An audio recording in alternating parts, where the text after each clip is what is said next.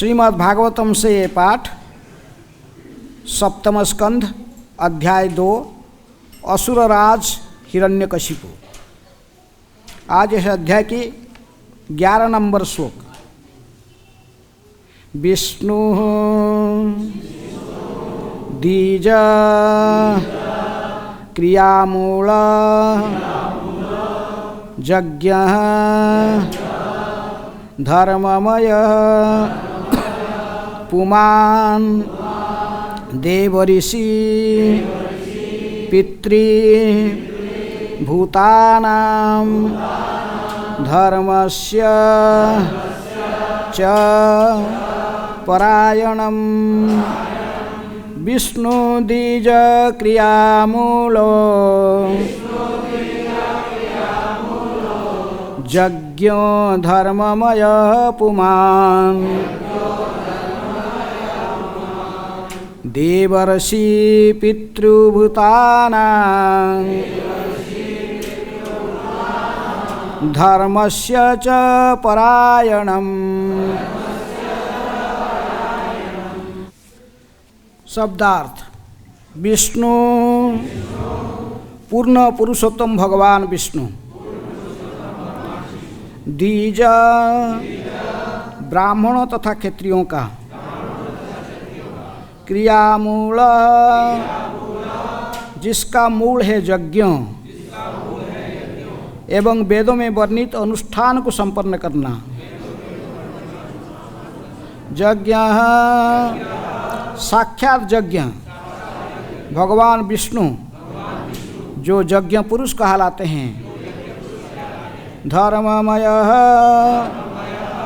धार्मिक सिद्धांतों से पूर्ण। पुमान् परम पुरुष। देव ऋषि देवताओं तथा व्यासदेव एवं नारद जैसे महान ऋषियों का।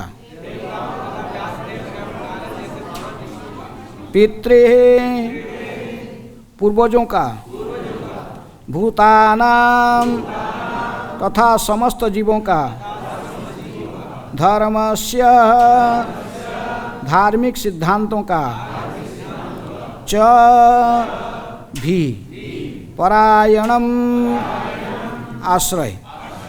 अनुवाद तथा तात्पर्य कृष्ण कृपा स्मृति अभय चरणारविंद भक्ति वेदांत स्वामी श्रील प्रभुपाद जी के द्वारा। श्रील प्रभुपाद की जय।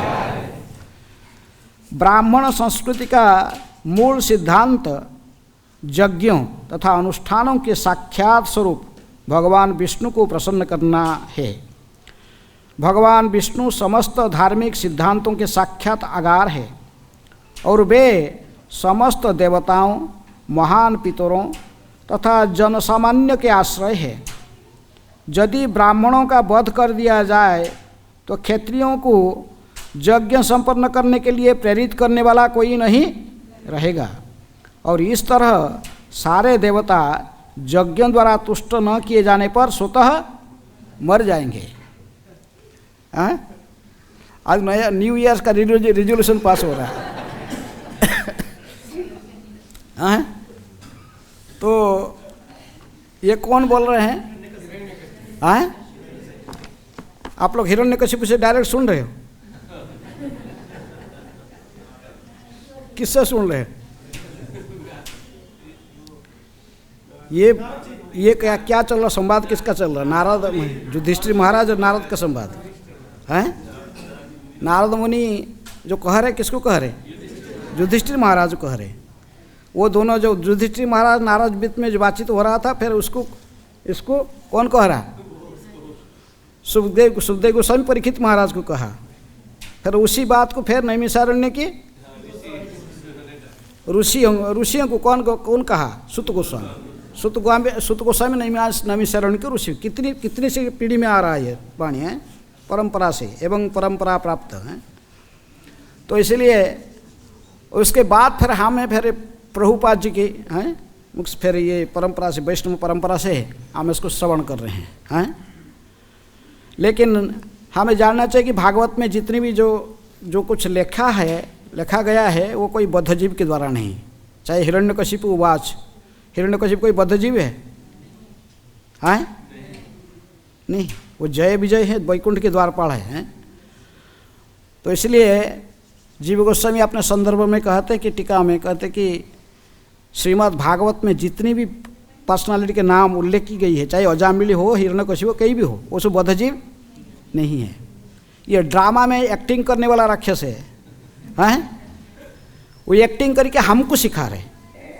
वो ऐसे ही एक एक रोल लिए हैं, रोल लेकर जो एक्टिंग करके जो कुछ बोल रहे हैं वो हमको सिखाने के लिए। ये नहीं मत सोचना कि वो सब राक्षस थे, नहीं, ये महान भक्त है। लेकिन भगवान ने चाहते थे कि हम जैसे बद्ध जीवों को भगवत धाम लेके जाने के लिए ऐसे कुछ ड्रामा करके कुछ एक्टिंग करके दिखाना पड़ेगा लोगों को, नहीं तो ये आने वाले नहीं। यदि मेरी भक्त बनोगे तो देखो प्रहलाद के कैसा गति हुआ, गोद में बैठोगे। और यदि ऐसे राक्षस प्रवृत्ति करोगे हिरण्यकशिपु तो फाड़ दूंगा पूरा सीधे, हैं? तो फिर आप डर से कैसे भी हो, हैं? भगवान के शरण में, भगवान चाहते कि हम उनके शरण में जाओ। इसीलिए चैतन्य महाप्रभु भी आए, श्री कृष्ण चैतन्य प्रभु जीवे सोपार्षद सियोधाम सह अवतरी। चैतन्य महाप्रभु की लीला में भी जितने भाग लिए, कृष्ण की लीला में जितने भाग लिए, जितनी नाम चैतन्य चरितामृत भागवत में देख रहे, ये सब बद्धजीव नहीं है, से मुक्तात्माएँ है। लेकिन ये अभिनय करते हैं, राक्षसों या बद्धजीव जैसे अभिनय करके हमें सिखाते हैं। तात्पर्य श्रील प्रभुपाद जी के द्वारा, क्योंकि विष्णु ही ब्राह्मण संस्कृति के केंद्र बिंदु है, अतएव हिरण्यकशिपु की योजना विष्णु वध करने की थी। क्योंकि यदि विष्णु का वध कर दिया जाता है तो ब्राह्मण संस्कृति भी विनष्ट हो जाएगी। ब्राह्मण संस्कृति के विनाश होने पर यज्ञ संपन्न नहीं हो सकेंगे और यज्ञ के अभाव में नियमित वर्षा होनी बंद हो जाएगी। यज्ञात भवति पर्जन्यः। इस तरह सारे विश्व में उत्पात होंगे जिससे देवता पराजित हो जाएंगे।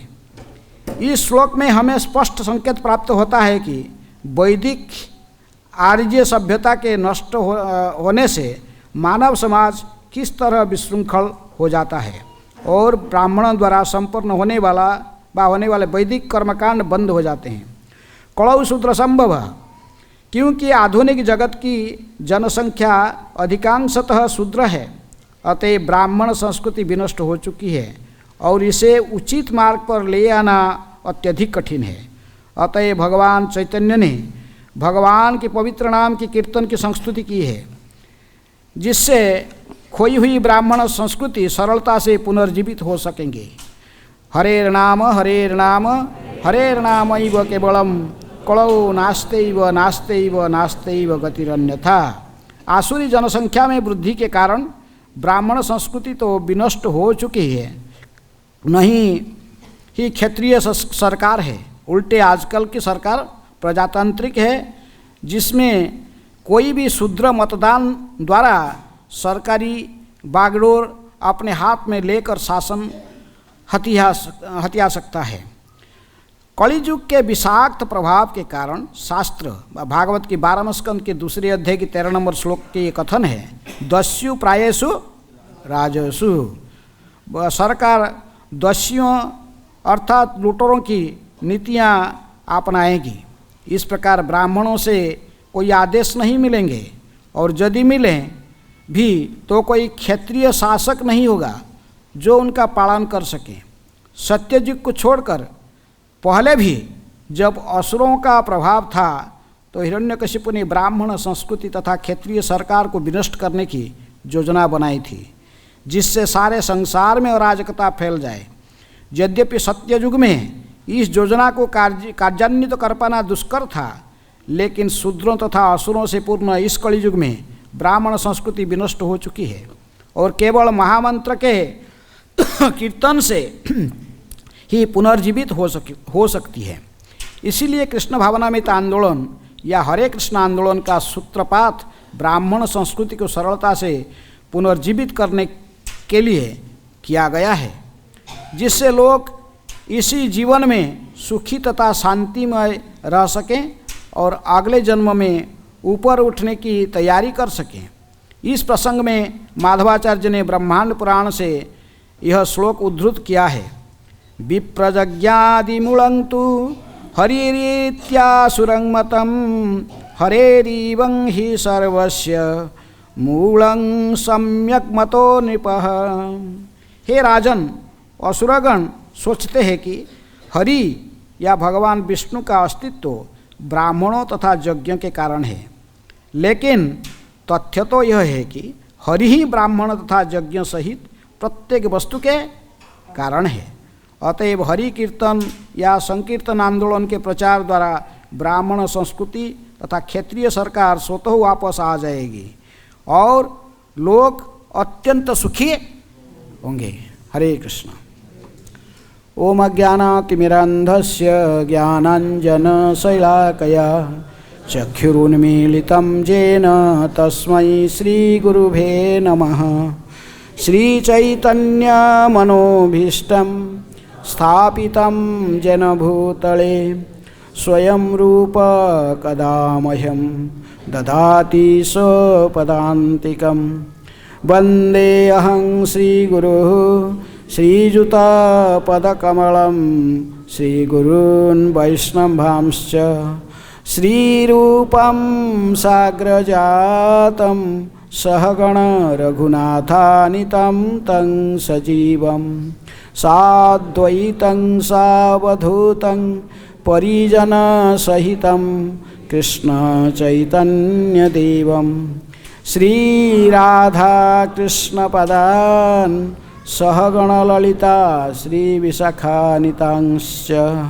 नमो ॐ विष्णुपादाय कृष्णप्रेष्ठाय भूतले श्रीमते भक्तिवेदान्त स्वामिनिति नामिने। नमस्ते सारस्वते देवे गौरवाणी प्रचारिणे निर्विशेषः शून्यवादी पाश्चात्यदेशतारिणे। नमो महावदान्याय कृष्णप्रेम प्रदायते कृष्णाय कृष्णचैतन्य नामिने गौरतिशै नमः। हे कृष्ण करुणा सिंधु दीनबंधु जगत्पते गोपेश गोपिका कांत राधा कांत नमस्तुते। तप्त कांचन गौरांगी राधे वृंदावनेश्वरी वृषभानुसुते देवी प्रणमामि हरिप्रिये। वाञ्छाकल्पतरुभ्यश्च कृपा सिन्धुभ्येव च पतितानां पावनेभ्यो वैष्णवेभ्यो नमो नमः। श्रीकृष्ण चैतन्य प्रभु नित्यानंद श्री अद्वैत गदाधर शिवासादि गौरभक्तवृंद। हरे कृष्णा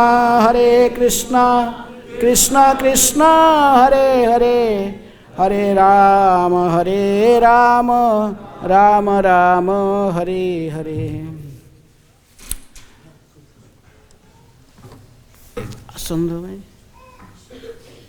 हिज होलीनेस राधा रमण स्वामी के स्वागत करते हैं। राधा रमण दास गोस्वामी महाराज की जय।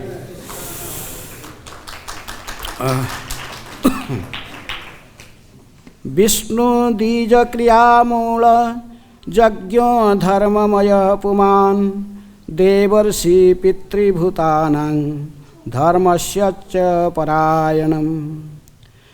ब्राह्मण संस्कृति का मूल सिद्धांत यज्ञ तथा अनुष्ठानों के साक्षात स्वरूप भगवान विष्णु को प्रसन्न करना है।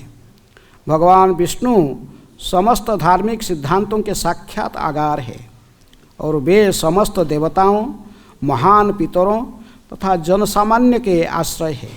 यदि ब्राह्मणों का वध कर दिया जाए तो क्षत्रियों को यज्ञ संपन्न करने के लिए प्रेरित करने वाला कोई नहीं रहेगा और इस तरह सारे देवता यज्ञ द्वारा तुष्ट न किए जाने पर स्वतः मर जाएंगे। हिरण्यकशिपु के ये प्लान है। किसको मारना है? पर हिरण्यकशिपु किसको मारना चाहता है? क्योंकि ये बैकग्राउंड पर पहले से आप लोग श्रवण कर रहे हैं कि ये बातचीत थी। मैं जैसे कहा कि हम कहते कि ये मैं पूछे कि ये श्लोक कौन कहा, आप लोग कहा कि हिरण्यकशिपु ने कहा। हे हिरण्यकशिपु बात तो चल रहा है, लेकिन हिरण्यकशिपु किसको कह रहा? अपने राक्षस मित्रों को कह रहा है। लेकिन इसी वार्तालाप को हम फिर सुने किसके पास, जो हिरण्यकशिपु राक्षस मित्रों को कहा था उसको नारद मुनि ने फिर कहे कि इसको युधिष्ठिर महाराज को बोल रहे हैं। और उसी बात को फिर कौन कह रहा था? सुखदेव गोस्वामी फिर परीक्षित महाराज कह रहे थे, फिर इसको दोहरा रहे कौन? नैमिषारण्य की ऋषियाँ के सामने कौन दोहरा रहा है? सुत गोस्वामी। और ऐसे ही परंपरा से आ रहा है। फिर प्रभुपाद जी की तात्पर्य, भक्ति वेदांत तात्पर्य के माध्यम से वही बात को फिर हम सब सुन रहे हैं। तभी ये प्रसंग शुरू होता जैसे ही युधिष्ठिर महाराज के राजस्वीय यज्ञ में अग्र पूज्य किसको किया जाएगा, यज्ञ प्रारंभ होने के पहले कौन सबसे पहले पूजा प्राप्त करेगा, तो उसकी जब चर्चा होने लगा, सब भीष्मदेव तथा अन्य सब वयोज्येष्ठ जितने भी सब लोग सपोर्ट किया। किसको पूजा करना चाहिए? भगवान श्री कृष्ण को पूजा होना चाहिए। तो सभी लोग खुश हुए, सभी लोग राजी थे, पांडव लोग। लेकिन केवल दुर्योधन ने, ये शिशुपाल और उसकी कुछ अनुयायी, वो लोग इसमें सम्मत नहीं थे।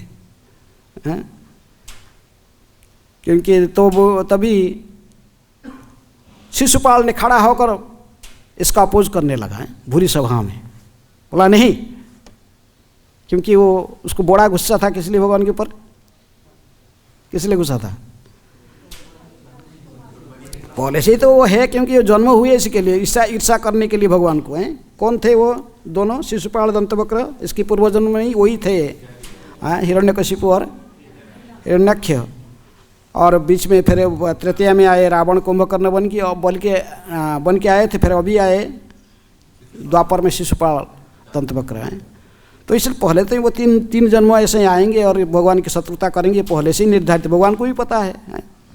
ये लोग हो सकता भूल गए होंगे, लेकिन भगवान को बात पता है ये दोनों कौन हैं। ऐसे ही तो इसी द्वापर युग में मासी के लड़के थे, दमोघोष के बेटे थे ये दोनों, मासी के। तो ये जन्म से ही भगवान कभी कभी बचपन में कभी किसी कारण छोटे यदि जाते थे मासी के घर में, ये पत्थर लेकर मारने के लिए भागते थे सीधा कृष्ण को। बचपन से ईर्षा इनके ब्लड से ही लगा है कृष्ण के लिए। अब बाद में विशेष रूप में जब ये रुक्मिणी को हरण कर लिए भगवान, और शिशुपाल के पूरा क्या ईर्षा पूरा चरम सीमा में भगवान के प्रति आए, उसकी जो ईर्षा भाव तो बढ़ गया। तो इसलिए सहन नहीं कर पा। कैसे इनको अग्रपूज्य का है, तो गाली प्रकृति में भगवान की स्तुति कर रहा था, लेकिन सोच रहे थे लोग गाली। भगवान ने पहले अपने मासी के वचन दिए थे, देखो तेरे बेटा का जितनी मेरी कोई निंदा करते रहेगा 100 बार मैं सहन करूँगा, 100 टाइम्स। 100 बार जो हो कि 101 पहुँचेगा तो मेरे सुदर्शन इसको क्षमा नहीं करेगा, है? तो इसलिए वो शिशुपाल निंदा करते रहे, अरे ग्वाला है, ये है, लेकिन ये सब भगवान के जसगान परोक्ष रूप में जसगान होता था। जब भगवान की तो बोलने लगा बहुत कुछ गाना है, गाय चराने वाला है, ये तू कहाँ से राज सभा में कहाँ तुमको सिंहासन में बैठा रहे हैं, ये जो भी है कुछ। लेकिन भगवान 100 बार तो सहन किए। तो इसके बाद सुदर्शन जाकर उसकी गला काट लिया। भगवान सुदर्शन को छोड़े हैं, क्योंकि यज्ञ के वहाँ पर ये यज्ञ क्षेत्र में नहीं तो लड़ाई करने के लिए सब तैयार हो गए। यहाँ से भीम बार बार गदा पीट रहा था वहाँ से, दुर्योधन वंश खड़े, शिशुपाल अकेला नहीं है, हम भी है उसके साथ हैं। तो फिर इसीलिए भगवान ने सुदर्शन में सीधे इसका गर्दन काट दी बस, हैं। लेकिन ये बात नहीं था कि गर्दन तो कट के चला, मैंने काट दिए भगवान, लेकिन उस शरीर से वो देखे, सभी लोग देख रहे थे, हाँ, एक ज्योति स्वरूप उसके जीवात्मा किसका? शिशुपाल का वहाँ से निकला, प्रकट हुआ और आकर भगवान की चरण में लीन हो गया, भगवान के शरीर मिल गया। ये देख रहे थे, युधिष्ठिर महाराज देख रहे थे, ये कैसा संभव है? नारद मुनि बैठे थे पास में, पूछे हैं ये कैसा संभव है? इतनी बड़ा ईर्ष्यालु व्यक्ति है, हैं? ये से कहते कि ईर्षा को कभी भगवान की सेवा में लगा नहीं जा। ये इतना बड़ा व्यक्ति, ये इतना बड़ा दुर्दांत दुष्ट व्यक्ति है, भगवान के प्रति ईर्षालु था, लेकिन ये गति इसको कैसे प्राप्त हुआ, हैं? ये जो कि बड़ा बड़ा जो कि पंथास्तु कोटि शतवत्सर संप्रगम्यो वायो रथापि मनसो मुनिपुंगवानाम सोप्यस्ति जत प्रपदस्मि अविचिन्त्य तत्वे गोविंदमादि पुरुषम तमहं भजामि। ये उनके लिए संभव नहीं होता है। हजार हजार साल तक तपस्या करने वाले लोग ये गति को प्राप्त नहीं करते, ये इसको कैसे मिल गया? तभी फिर उसी प्रसंग में नारद मुनि पूरे इतिहास कह रहे, किसका? शिशुपाल के हैं, पूर्व जन्म के इतिहास, शिशुपाल दंतवक्र के बारे में। इसलिए उन्होंने हिरण्यकशिपु क्या है, पहला जन्म जो तीसरी बार जो आया था, ये कैसे जय विजय की दर्जे पर ये द्वारपाल थे। चार कुमार के अभिशाप के कारण किस प्रकार ये अभी कश्यप और दिति के हैं पुत्र के रूप में जन्म ले, कैसे किस प्रकार दिति की गर्भ दैत्य माने ये हिरण्याक्ष और हिरण्यकशिपु दोनों। छोटा था हिरण्याक्ष, ये बड़ा था। कौन? हिरण्यकशिपु बड़ा भाई माना जाता था।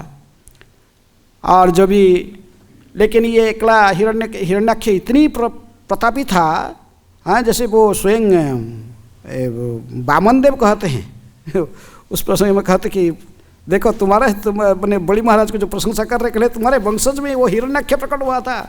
ये अकेले एक हाथ में गदा लेकर तीनों लोक में घुमा है, कोई उसके सामने आया नहीं युद्ध करने, समकक्ष करने वाला कोई नहीं था। तो इस वो हिरण्याक्ष इतनी प्रतापी था है? लेकिन फिर भी भगवान विष्णु हैं वराह अवतार में उसके विनाश इसको वध कर डाले। तभी तो हिरण्यकशिपु का आव कौन संभाले? हाँ, उन्होंने कहा कि मेरे भाई हैं, भाई को जो मार डाला है तो हमारा परिवार के शत्रु है, हाँ, वो हमारा शत्रु बन गया। पहले था विष्णु को, उसको भगवान मानते थे लोग, और वो सबका समान दृष्टि करता देखता था, असुर राक्षसों को देवताओं सबको समान। उसको क्या लेना देना है हमारा झगड़ा में? ये तो हमारा घर का झगड़ा है।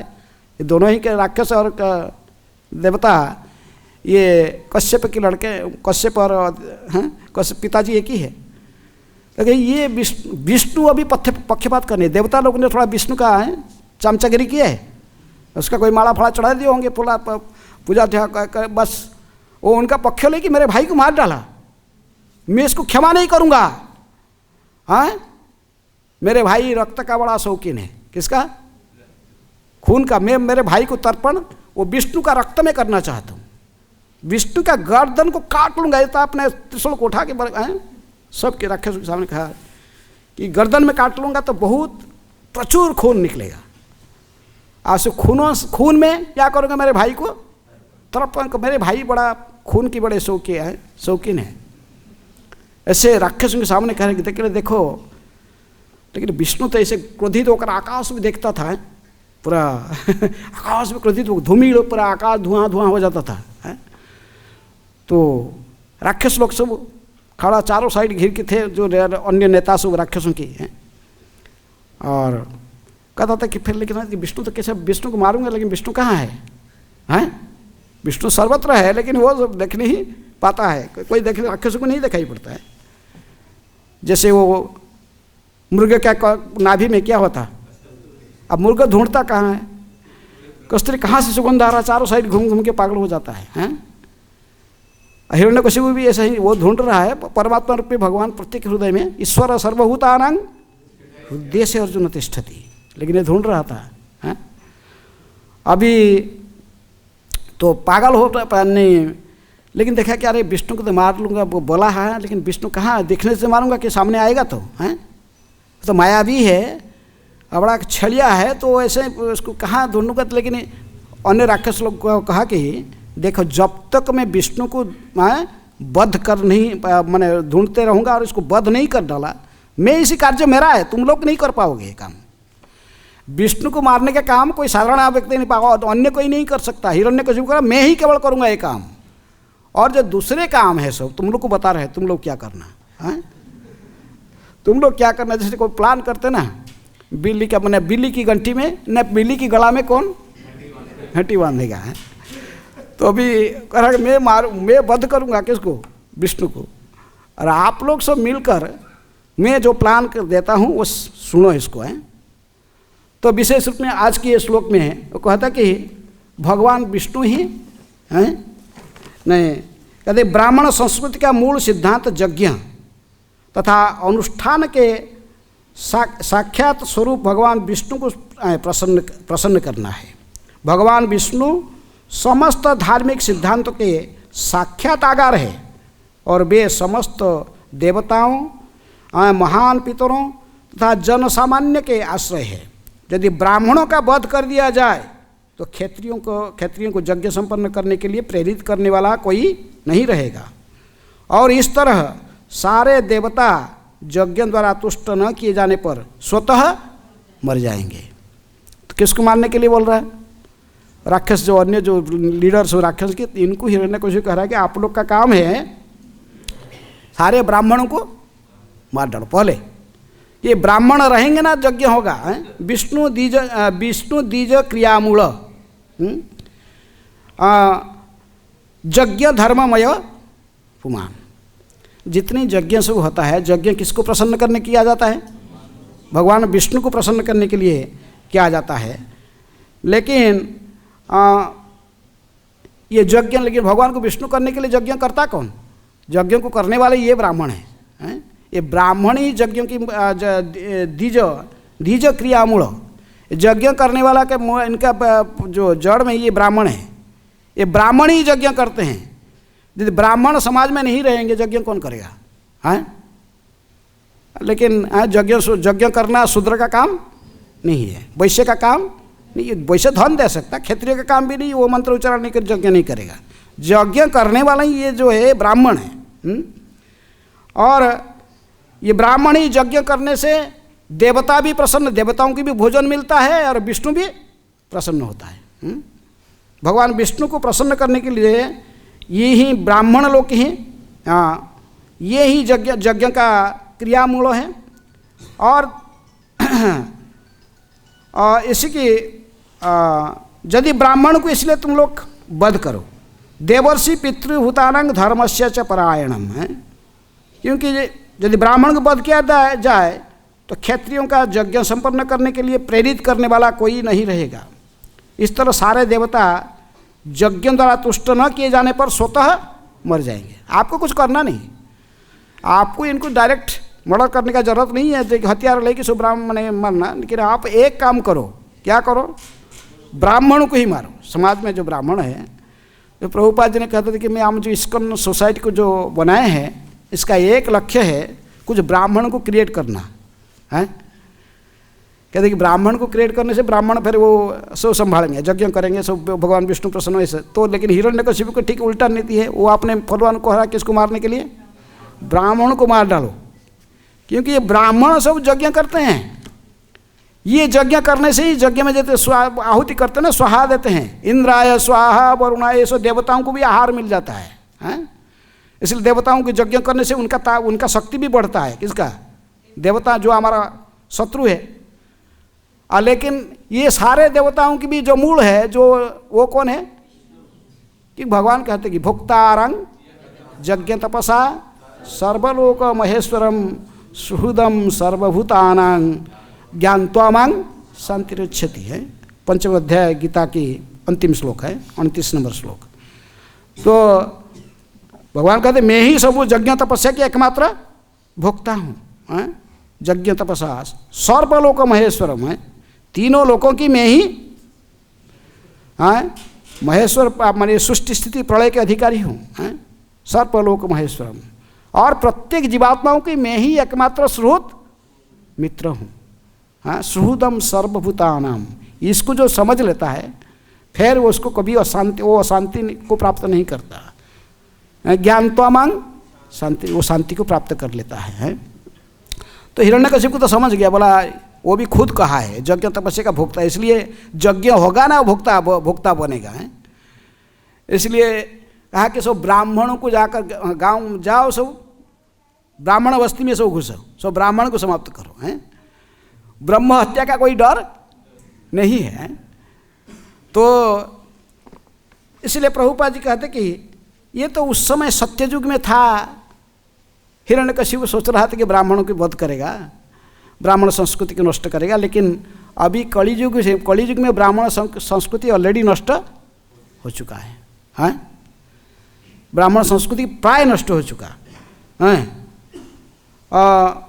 तात्पर्य के प्रारंभ से ही प्रभुपाद लिखते कि विष्णु ब्राह्मण संस्कृति के केंद्र बिंदु है, अतएव हिरण्यकशिपु की योजना विष्णु वध करने की थी, क्योंकि यदि विष्णु का वध कर दिया जाए तो ब्राह्मण संस्कृति भी विष्णु नष्ट हो जाएगी। ब्राह्मण संस्कृति के विनाश होने पर यज्ञ संपन्न नहीं हो सकेंगे। यज्ञ किसको, पहले हम जानना चाहिए यज्ञ किसको कहते हैं? हैं? भगवान को प्रसन्न करने की जो विधि है, इसको जिस विधि के माध्यम से भगवान विष्णु प्रसन्न होते हैं। यज्ञ का अर्थ साधारण हम क्या सोचते हैं? कर्मकांड यज्ञ, जो लकड़ी जाल के वो पर घी में आहुति देते हैं, उसी को यज्ञ कहते हैं। लेकिन भगवान ने तो गीता में कई प्रकार की यज्ञों की लिस्ट दिए हैं, तप यज्ञ, ज्ञान यज्ञ, ध्यान यज्ञ, स्वाध्याय यज्ञ, सब यज्ञ। जिस प्रोसेस किसी उपाय से भगवान विष्णु को प्रसन्न किया जाता है उसको यज्ञ कहा जाता है। हैं? तो इसीलिए सत्ययुग के लिए यज्ञ था। उस समय ब्राह्मण लोग ने यज्ञ करते थे, त्रेतया में यज्ञ करते थे। तो सत्ययुग में प्रकृति में जो युग धर्म था क्या है कि तेज ध्यायत विष्णु। हिरण्यकशिपु स्वयं ध्यान करने गया था, इसलिए ध्यान करके शक्ति प्राप्त किया ना। तो लेकिन त्रेतया युग में भी तो यज्ञ करते थे लोग।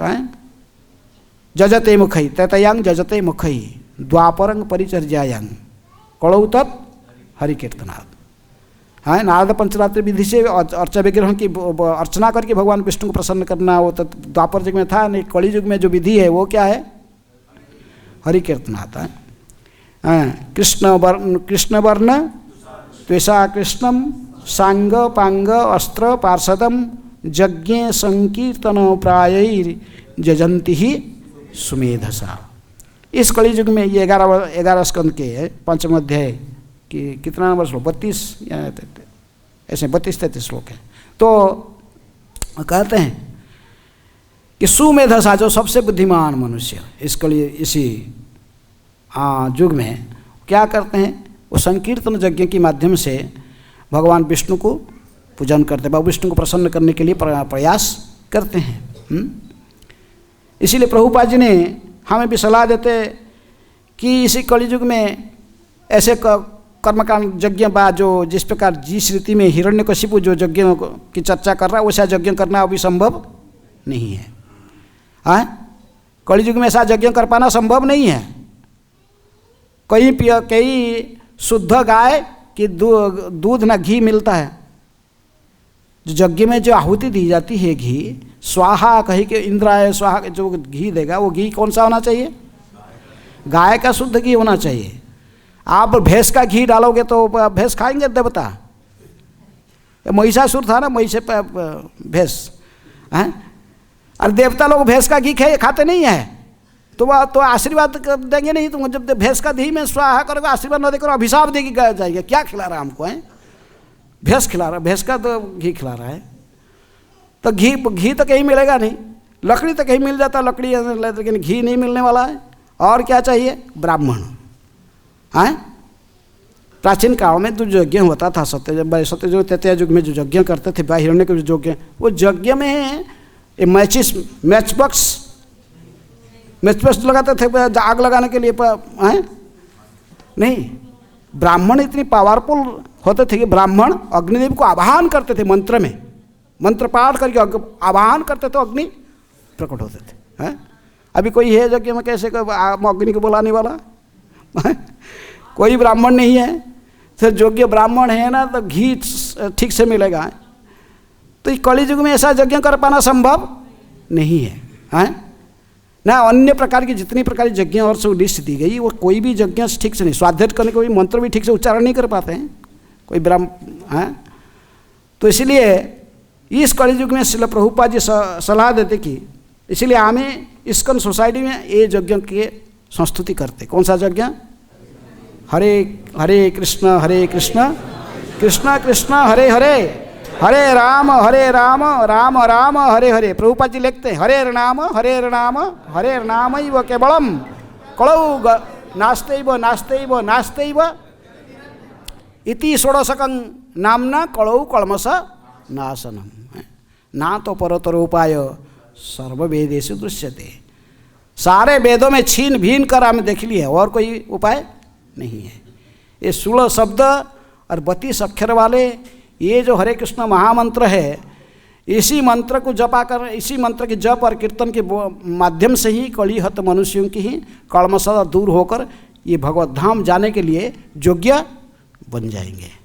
तो इसलिए ये संकीर्तन यज्ञ है। प्रभुपाद जी कहते कि ये एकमात्र कलियुग के विषाक्त प्रभाव से के कारण शास्त्र जो जैसे 12वें स्कंद की दूसरे अध्याय की 13 नंबर श्लोक में कहते हैं कि दस्यु प्रायेषु राजसु।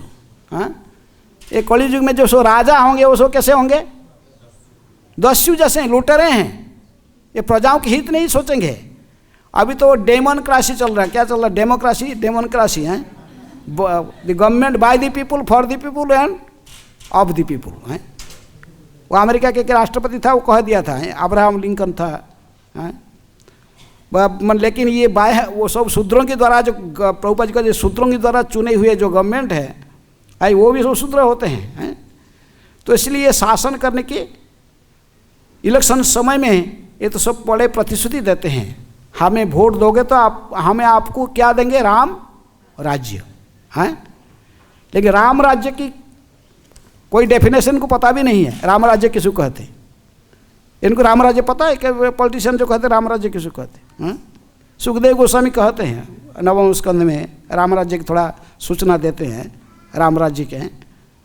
हाँ, भगवान रामचंद्र जी की शासन काल में नाधि व्याधि जरा ग्लानि दुख शोक भया क्लम मृत्यु अनिच्छता मनास्ति राम और राजानी अधोख्य जी।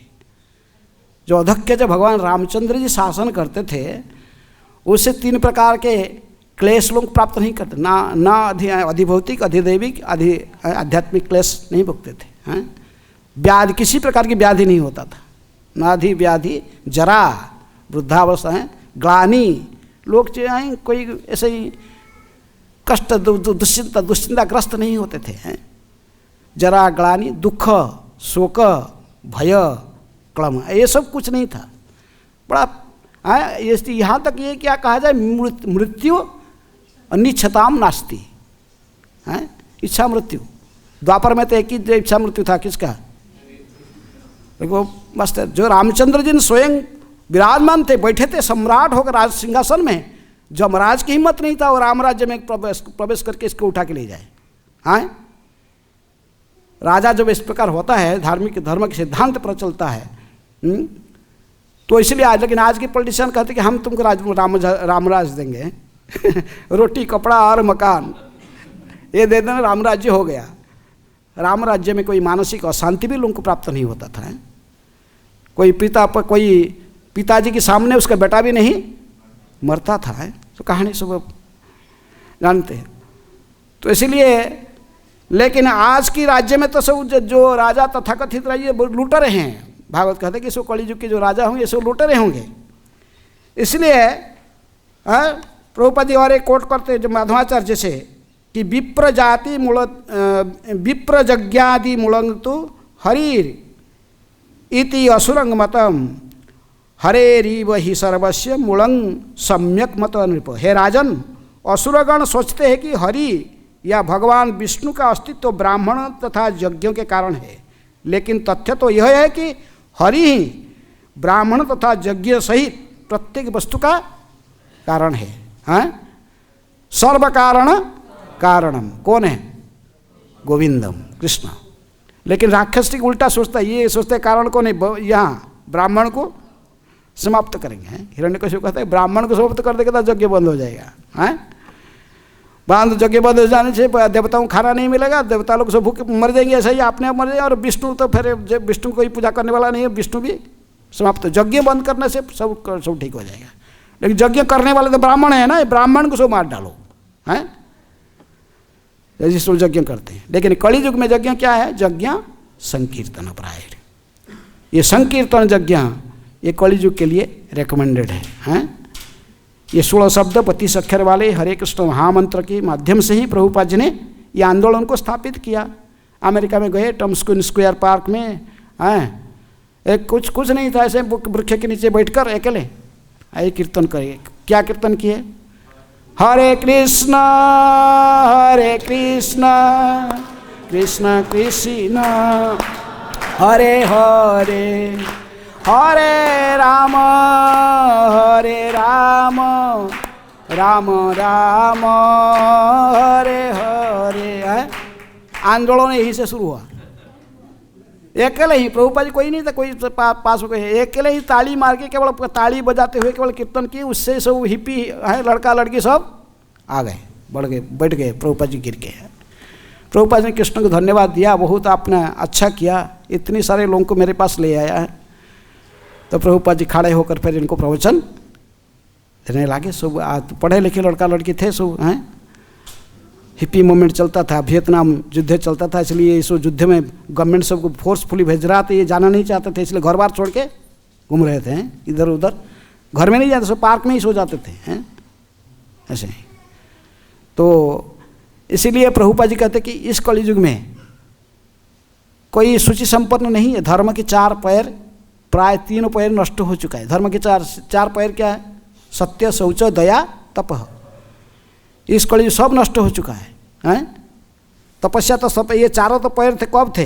हिरण्यकशिपु के समय में 4 पैर थे, मौजूद था सत्ययुग में। फिर भी हिरण्यकशिपु ब्राह्मण को मारने के लिए वो प्रयास करता था।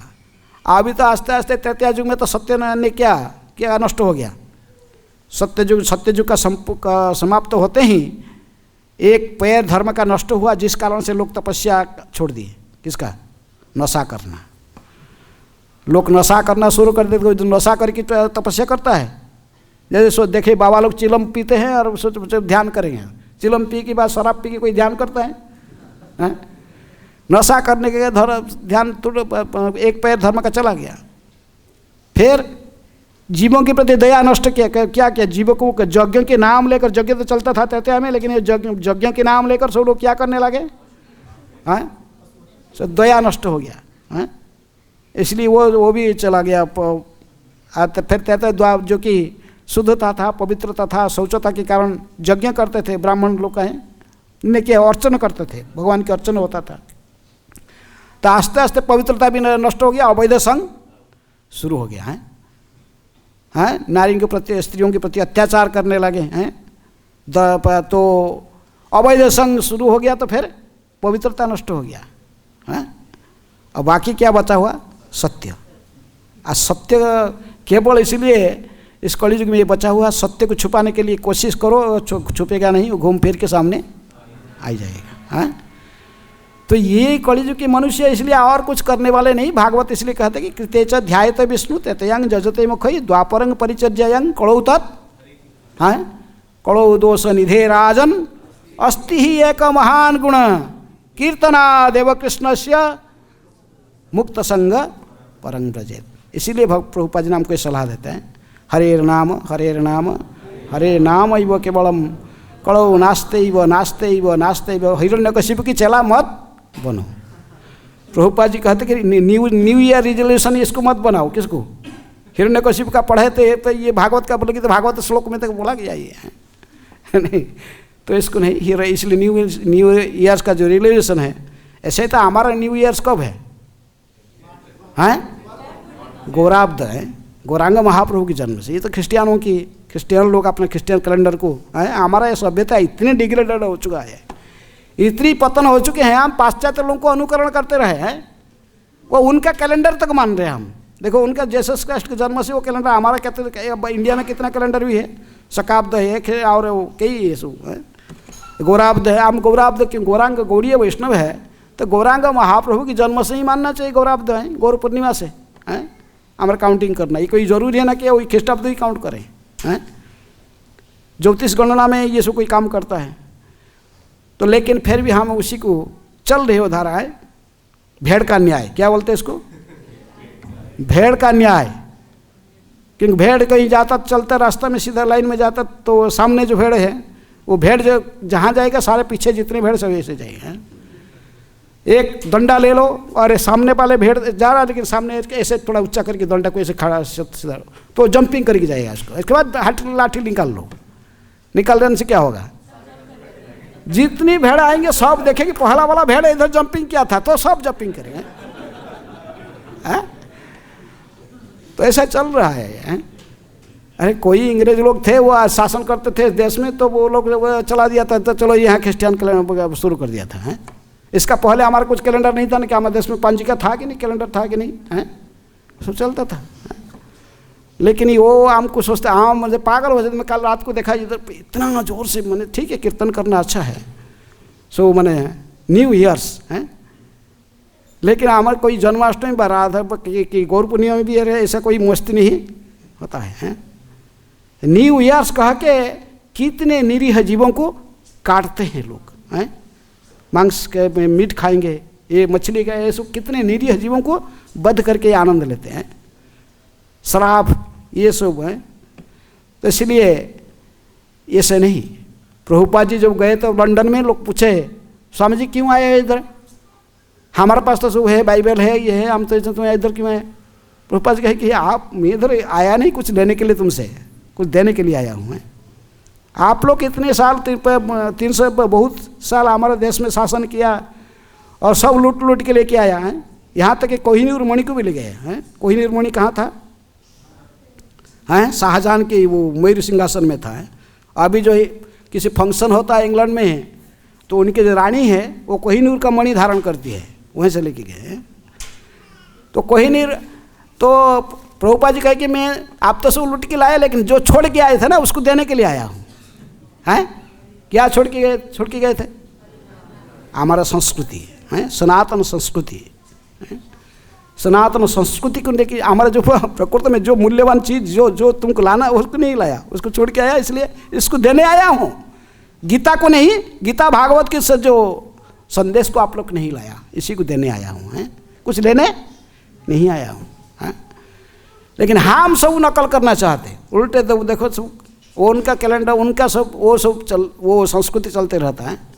वो नंगे, वो आधा नंगे रह के रहते, हम भी ऐसा रहना चाहिए। यहाँ भी लोग इसके में वो कुत्ता रखते तो हम भी कुत्ता रखेंगे। ये कुत्ता कोई हमारा संस्कृति में था, हैं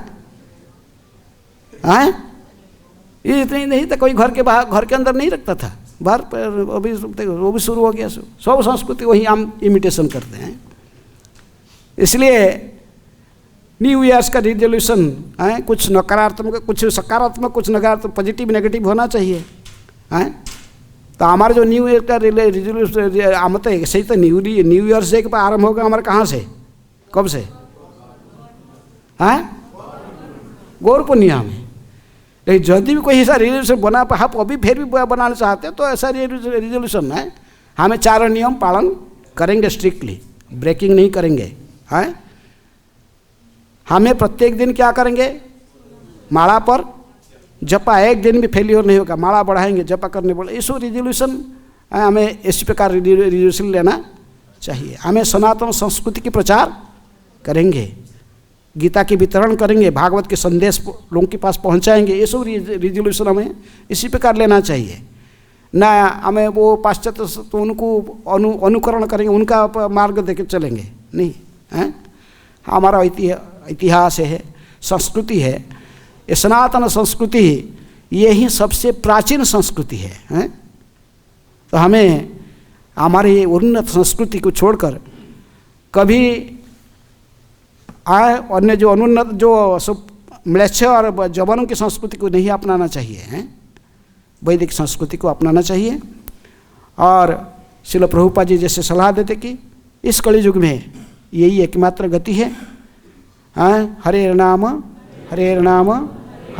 इव केवलम कलौ नास्ते गतिरन्यथा। और ऐसी कोई प्रभुपाद ने केवल बोले नहीं, हमको नहीं, केवल ये म्लेच्छ जवानों को भी सब देकर इनको भी भक्त बनाया है।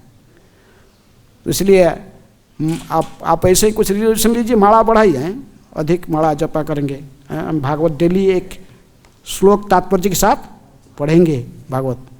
हम प्रभुपाद जी कहते थे कि ये इस्कॉन के भक्तों को मेरी एक क्रिटिसिज्म है, वो मेरे किताब को पढ़ते नहीं है, हैं, नाम कमाने के लिए वितरण तो करना चाहते, ठीक है चलो तो सब लोग बोलेंगे बहुत अच्छा बहुत अच्छा, तो इसलिए कुछ बांटेंगे, किताब बांटे, लेकिन पढ़ेंगे नहीं हैं। मैं जो रात दिन जागरण करके ये जो पुस्तकों को लिखा है ये केवल बांटने केवल हैं, इसको पढ़ना भी चाहिए। क्योंकि मुझे पता है, मैं जब बस वो नया भक्तों को लेके जाता था 5-6 साल में नया भक्तों को देखभाल कर 6-7 साल, तो उनको सब संकीर्तन लेके जाता था सब उत्साह के साथ बांटते थे। न्यू भक्त पार्टी फास्ट हो गए। एक दिन एक बार नया भक्त आया था, 15 दिन हुआ था, मुझे ले गया था। एक व्यक्ति आया, गीता लेके तो आया, गीता तो उसे लिया, बड़ा उत्साह के साथ बहुत बांटता था, लेके आया। पूछा कि तो उसको पूछा तुम्हारा लीडर कहीं बस में है, तो आया, देखा गीता, बोला मैं आपका भक्त से लिया गीता। लेकिन मेरे एक डाउट रहा, ये गीता जो है इसके फ्रंट पेज में उसे नीचे लिखा हुआ AC भक्ति वेदांत स्वामी प्रभुपाद। मैं उस भक्त को पूछा कि ये AC का क्या अर्थ है। और वो भक्त बोल बस उसको पता नहीं सोच कि वो बोला कि फिर बात बोलते, लेकिन मैं बार फिर बोला अच्छा AC का जो है हमारा जो गुरु महाराज है, हमारे जो संस्थापक आचार्य जो प्रभुपाद है ना, ये जो रूम में रहते हैं वो AC फीट है, जो गाड़ी में चढ़ते जो गाड़ी में जाते हैं वो भी AC फीट है, जहाँ भी जाते हैं जहाँ भी और उस समय इतना ऐसी नहीं था, लेकिन कहीं ऐसी हमारा है, तो इसलिए सब जगह AC में रहते, तो AC में घूमते, AC में रहते हैं सब जगह, इसलिए ऐसी लगा। लेकिन वो व्यक्ति ने पूरा सेटिस्फाइड नहीं हुआ, बोला कि पता नहीं, वो तो बोल दिया लेकिन मेरे को पूरा सेटिस्फेक्शन नहीं आया, तो इसलिए मैं आपको पूछने आया है। यदि लोगों को ऐसे व्याख्या करोगे तो फिर क्या होगा, हैं बोलो। तो इसलिए पढ़ना भी चाहिए। इस्कॉन सोसाइटी प्रभुपाद जी ने बनाया, books are the basis, preaching is the essence, purity is the force, utility is the principle. प्रत्येक वस्तु कृष्ण की सेवा में कैसे लगाना, उस कला को सीखना चाहिए है।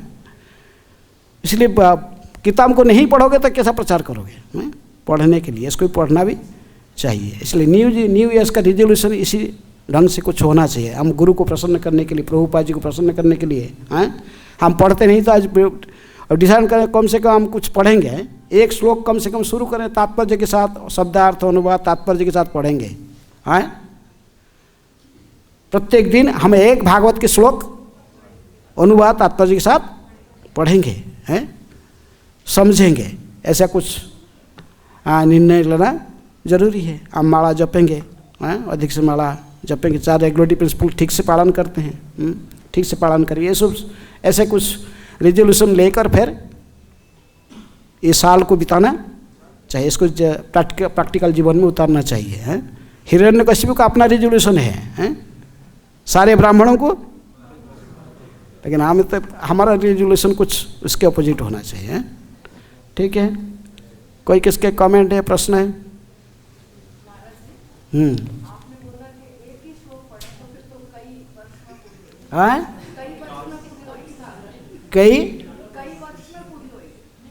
कई वर्षों में पूरी हुई,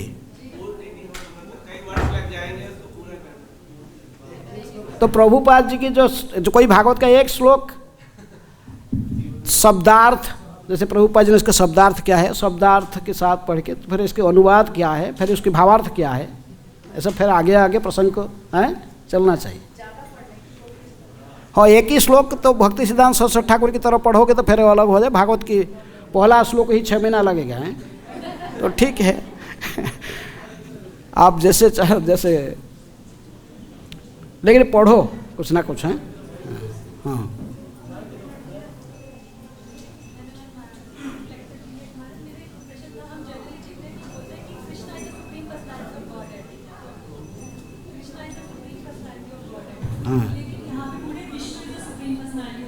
हाँ, विष्णु और कृष्ण में क्या अंतर इतना ही, वैसे वो घर में ही, ये ऑफिस में है। नारायण जो होते प्रभुपाद जी ऐसे समझाते हैं, ये मैनेजमेंट कर रहे हैं तो ये ऑफिस में बैठना आना पड़ता है। यदि कोई हाईकोर्ट जो अपने घर में जाता है अपने पत्नी बच्चों के साथ, वहाँ उसका रिलेशन अलग होता है, एक ही व्यक्ति होता है लेकिन एक, इसलिए विष्णु तत्व में कोई अंतर नहीं, उसमें भेद नहीं देखा जाता है। विष्णु तत्व में सब समान माना जाते हैं। तो इसलिए कई स्थान पर कोई लीला के कारण व किसी कारण से कृष्ण को भक्त लाइक करते हैं, कोई लाइक करता है, लेकिन नहीं तो विष्णु तत्व में सभी समान माने हैं। विष्णु तत्व में ज़्यादा भेद नहीं देखा जाता है। तो इसलिए कृष्ण और विष्णु, हमें कोई तुलसी प्रणाम करता, कोई कहता कृष्ण भक्ति प्रदे देवी, कोई बोलता विष्णु भक्ति प्रदे देवी हैं, लेकिन वो क्या अलग बोल रहे हैं? नहीं है कि एक ही बात बोल रहे हैं, एक ही बोल रहे हैं। ठीक है, ओके, हाँ यस, समय हो गया। ऐसे बोलो, जोर जोर से बोलो।